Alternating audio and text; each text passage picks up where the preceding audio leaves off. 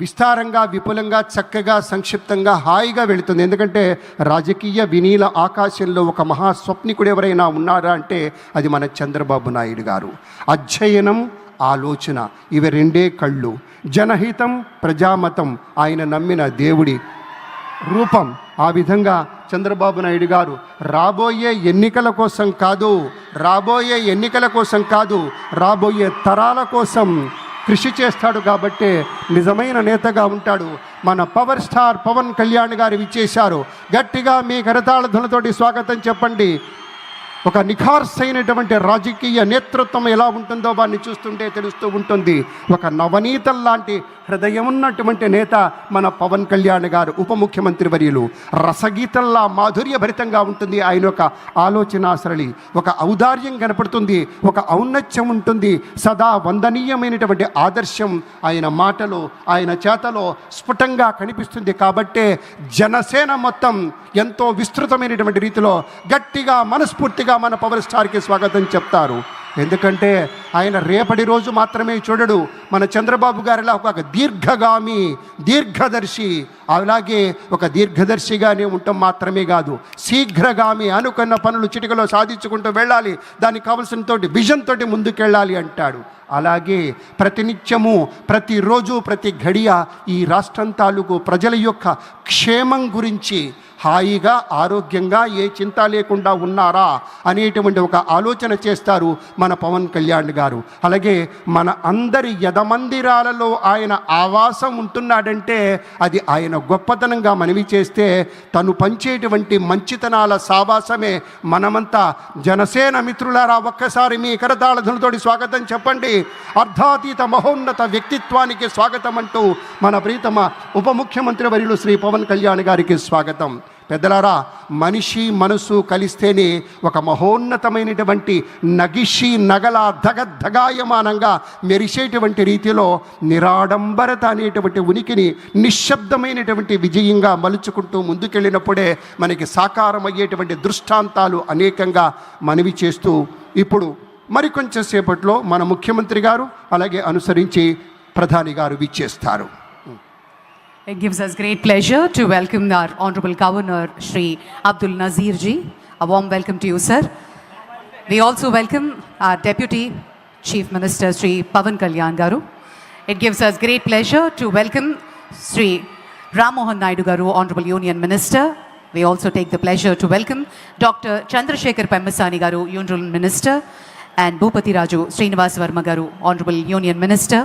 We also take the pleasure to welcome Sri Nara Lokesh Garu, Honorable Minister, Government of Andhra Pradesh. We welcome Sri Nadindra Manohar Garu, Honorable Minister, Government of AP. Sri P. Narayana Garu, Honorable Minister. Sri Satyakumar Yadav Garu, Honorable Minister, and Sri T. Shravan Kumar Garu.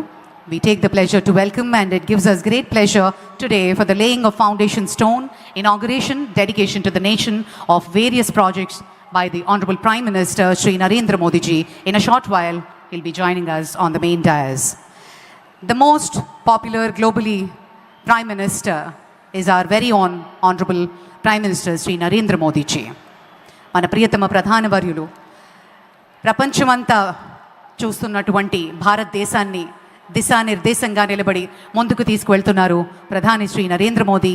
ఈరోజు మరి మన అమరావతిని పునఃప్రారంభోత్సవ మహోత్సవంలో పాల్గొనడానికి, భావితరాలకు అమరావతిని ఒక model సిటీగా, మోడల్ స్టేట్గా అందించడానికి ఆయన కర్తాకర్మగా వ్యవహరించి ప్రియతమ ముఖ్యమంత్రి వర్యుల చేతుల మీదుగా ఈ కార్యక్రమం నిర్వర్తించడానికి ప్రధాని గారు అండదండగా వ్యవహరించి ఈరోజు మరి అనేక వేల ప్రాజెక్టులని గవర్నమెంట్ ఆఫ్ ఇండియా తరఫు నుంచి అలాగే అమరావతి కోసం ఆయన చేతుల మీదుగా శంకుస్థాపన మహోత్సవం, ప్రారంభోత్సవం మరియు జాతికి అంకితం చేసే శుభతరుణం.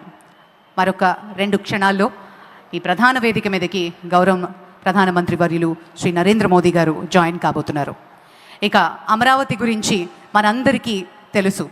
ఒక మోడల్ సిటీగా దీన్ని నిర్మించి ఎంతో అద్భుతంగా దీన్ని ప్రణాళిక కూడా రూపాంతరం చెందింది.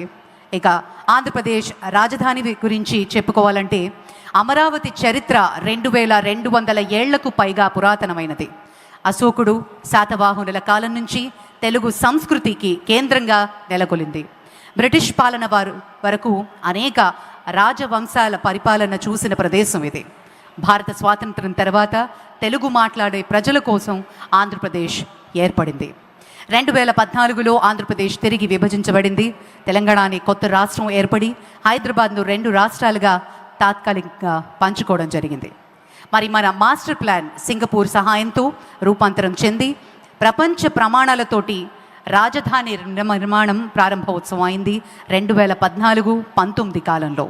9 థీమ్ సిటీలు, knowledge city, justice city, finance city, health, media సిటీలతో పాటు ఈజ్ ఆఫ్ లివింగ్, అత్యవసర సేవలు 5 నిమిషాల్లో అందుబాటులో ఉండే విధంగా, పనివేళల మార్గాలు 15 నిమిషాల్లో అందుబాటులో ఉండేలా, అలాగే హరిత మరియు సౌర శక్తితో నడిచే నగరంగా దీన్ని రూపొందించాలి అనే ఒక గొప్ప ఉద్దేశం. అందమైన రోడ్లు, పార్కులు, నదీ తీరం అభివృద్ధి. मुद्दतों में होती है शख्सियत उनके जैसे, अंदाज ये बयान से हो जाता है इतिहास. हमें गर्व है कि हम वो पीढ़ी है जिसने इतिहास बनते देखा है. इतिहास भारत का, इतिहास विकास का, इतिहास एक ऐसा महान नेता का जो न सिर्फ भारत के हर घर में रहते हैं और हमारे दिल में रहते हैं. మిత్రులారా ఒక్కసారి చెప్పండి ఆ జెండాలతోటే వందే మాతరం, వందే మాతరం, వందే మాతరం. ఇప్పుడు మన అమరావతి రైతులు జై హో అమరావతి, జై హో అమరావతి, జై హో అమరావతి. అద్భుతం, పరమాద్భుతం.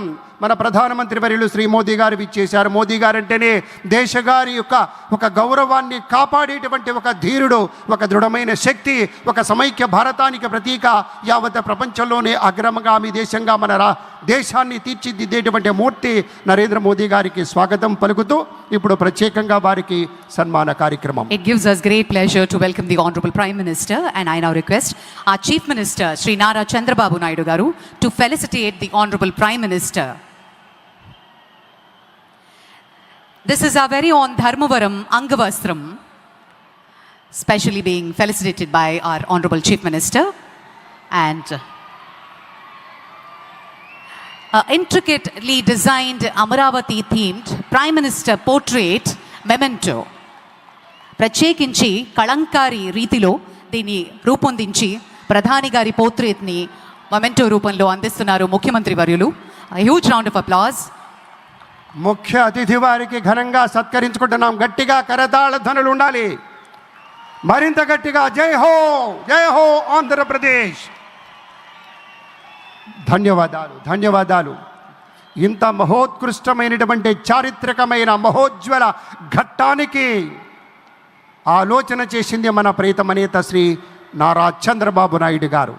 ఒకే ఒక 3 అక్షరాల నమ్మకంతో అమరావతి అనే 5 అక్షరాల పంచాక్షరిని నమ్ముకున్నారు. కాబట్టే రైతు సోదరులు ఇచ్చినటువంటి ఒక ఊతంతో దాన్నే ఊపిరిగా, దాన్నే శ్వాసగా మలుచుకొని రాష్ట్రం కోసం, రాష్ట్ర ప్రజల కోసం, నూతన రాజధాని నిర్మాణం కోసం యావత్ ప్రపంచంలోనే 5 అగ్రగామి రాజధానులుంటే అందులో ఒకటి మన అమరావతి పట్టణంగా తీర్చిదిద్దాలనే సంకల్పంతో ఇల్లు తిరిగినట్టుగా దేశం దేశం తిరిగి ఎన్నెన్నో ఆలోచనలు చేసి ఎంతమందినో సంప్రదించి ఇవాళ సాక్షాత్తు మన ప్రధాని నరేంద్ర మోదీ గారిని తీసుకొచ్చి ఇవాళ శంకుస్థాపన చేస్తున్నారంటే